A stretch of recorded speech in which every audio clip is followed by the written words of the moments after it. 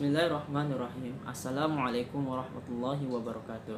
Perkenalkan, nama saya Fahrul Anam, mahasiswa dari Fakultas Tarbiyah dan Keguruan UIN Sultan Maulana Hasanuddin Banten, jurusan PAI kelas D semester 6 dengan NIM 18 12 10 138. Baiklah, di sini saya akan memenuhi tugas mata kuliah telaah kurikulum dengan dosen pengampu Bu Helna Nelis MPD, dan judul pemetaan kompetensi atau scanning mata pelajaran SKI pada MTS. Baiklah, pada kompetensi mapping atau scanning mata pelajaran SKI pada MTS, kita diminta untuk mengorganisasikan peta kompetensi untuk satu semester, lalu menghasilkan konteks atau tema atau unit yang relevan, dan saat itu pula mengembangkan perencanaan dalam beberapa konteks, tema, teks atau unit yang relevan, dan terakhir mengembangkan ide-ide pembelajaran. Dan pada kesempatan kali ini saya akan menelaah kompetensi mapping yang saya ambil dari satuan pendidikannya yaitu MTS atau Madrasah Sanawiyah. Lalu mata pelajarannya itu SKI atau Sejarah Kebudayaan Islam, dan kelasnya kelas 8, semester ganjil, tahun pelajaran 2021. Dan yang pertama terdapat kompetensi inti. Kompetensi inti yang pertama yaitu sikap spiritual yang menerima dan menjalankan ajaran agama yang dianutnya. Dan kompetensi inti yang kedua yaitu sikap sosial, yaitu yang menunjukkan perilaku jujur, disiplin, tanggung jawab, santun, peduli atau toleran dan gotong royong, santun, percaya diri, dan percaya diri dalam berinteraksi secara efektif dengan lingkungan sosial dan dalam jangkauan pergaulan dan keberadaannya. Lalu kompetensi inti ketiga yaitu pengetahuan, yang dimana menganalisis secara faktual, konseptual, dan prosedural berdasarkan rasa ingin tahunya tentang ilmu pengetahuan, teknologi, seni, dan budaya terkait fenomena dan kejadian yang tampak mata.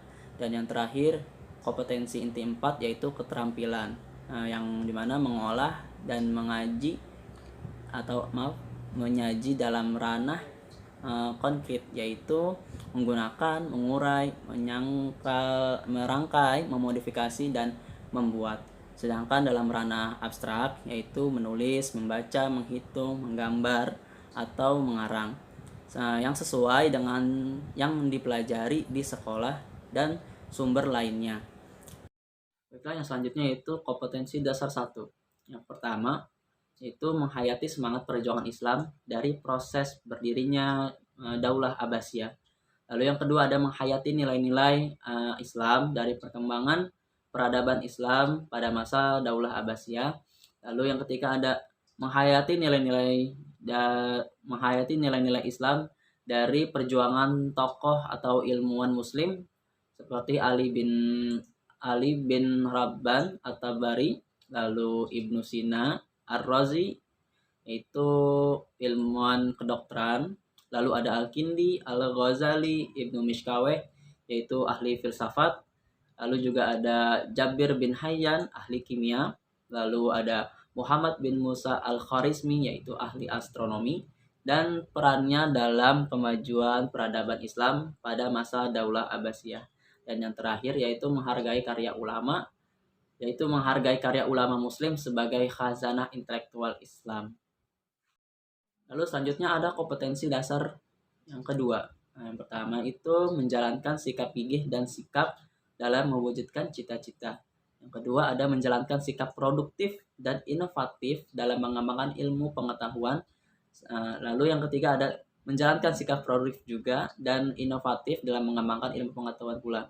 Dan yang terakhir ada mengamalkan perilaku semangat belajar di bidang ilmu agama. Dan selanjutnya ada kompetensi dasar 3, yaitu yang pertama menganalisis sejarah berdirinya Daulah Abbasiyah. Lalu yang kedua ada menganalisis perkembangan peradaban Islam pada masa Daulah Abbasiyah. Lalu yang ketiga ada menganalisis tokoh ilmuwan Muslim seperti Ali bin Rabban, At-Tabari, Ibnu Sina, Ar-Razi, lalu Al-Kindi, Al-Ghazali, Ibnu Mishkaweh, Jabir bin Hayyan, lalu Muhammad bin Musa Al-Khwarizmi, serta perannya dalam kemajuan peradaban Islam pada masa Daulah Abbasiyah.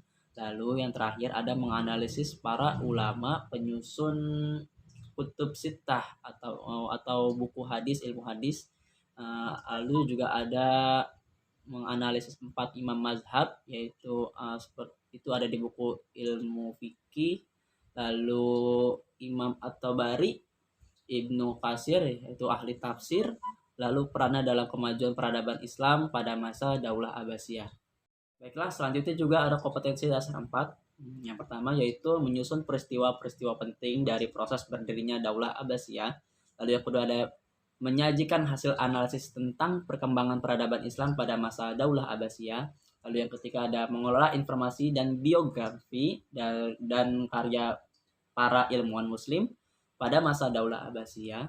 Lalu yang terakhir ada mengidentifikasi karakter para tokoh ilmuwan Muslim dalam bidang agama pada masa Daulah Abbasiyah dan menyajikan dalam bentuk tulisan atau media lain secara berjamaah. KI 1 dan KI 2 merupakan sikap spiritual dan sikap sosial. Hal tersebut dapat dicapai melalui pembelajaran secara tidak langsung atau indirect learning, yaitu melalui keteladanan, pembiasaan, dan budaya sekolah dengan memperhatikan karakteristik mata pelajaran serta kebutuhan dan kondisi peserta didik. Lalu KI 3 dan KI 4 merupakan sikap pengetahuan dan sikap keterampilan yang dapat dicapai dengan melalui pembelajaran secara langsung atau direct learning, yaitu pembelajaran yang lebih menekankan kepada penguatan konsep atau perubahan perilaku dengan melakukan pendekatan secara deduktif. Lalu ada kompetensi dasar, yaitu kemampuan dan materi pelajaran minimal pada setiap mata pelajaran di satuan pendidikan. Untuk mencapai kompetensi ini melalui pembelajaran. Setiap kompetensi dasar terdiri dari aspek kognitif, afektif, dan psikomotorik. Pada hakikatnya, KI adalah operasional dari standar kelulusan atau SKL yang mencakup aspek pengetahuan, sikap, dan tingkah laku serta keterampilan motorik. Oke, selanjutnya ada tujuan. Tujuan dari kompetensi yang telah disebutkan di atas, maka selama 1 semester, siswa diharapkan pada pertemuan pertama yaitu menceritakan sejarah berdirinya Daulah Abbasiyah.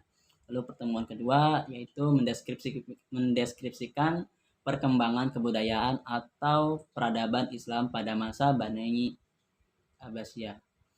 Yang kedua yaitu mengidentifikasi tokoh ilmuwan Muslim dan perannya dalam kemajuan kebudayaan atau peradaban Islam pada masa Bani Abbasiyah.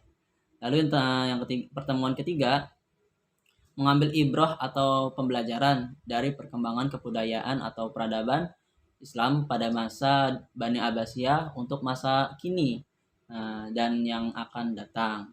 Lalu yang kedua itu meneladani ketekunan dan kegigihan Bani Abbasiyah. Oke, selanjutnya yang terakhir ada strategi pembelajaran, yaitu yang dimana di sini kita diminta untuk mengembangkan ide-ide pembelajaran dari mulai pendekatan, model, serta metode pembelajaran yang relevan dengan kompetensi yang di atas. Dimulai dari pendekatan, yaitu di sini menggunakan pendekatan contextual teaching and learning atau disingkat menjadi CTL, yaitu konsep belajar yang membantu guru dalam mengkaitkan antara materi yang dipelajarinya dengan situasi di dunia nyata para siswa, dengan mendorong siswa membuat hubungan antara pengetahuan yang dimilikinya dengan penerapan dalam kehidupan sehari-hari. Lalu yang kedua ada model. Di sini menggunakan model penemuan atau discovery learning, yaitu memahami konsep, arti, hubungan untuk melalui proses intuitif untuk akhirnya sampai kepada suatu kesimpulan. Dan yang ketiga, metodenya di sini menggunakan pemberian tugas dan resitasi, lalu diskusi, tanya jawab, dan yang terakhir ada karya wisata. Mungkin cukup sekian dari pemaparan saya. Kurang lebihnya mohon maaf. Wabillahi taufiq wal hidayah. Wassalamualaikum warahmatullahi wabarakatuh.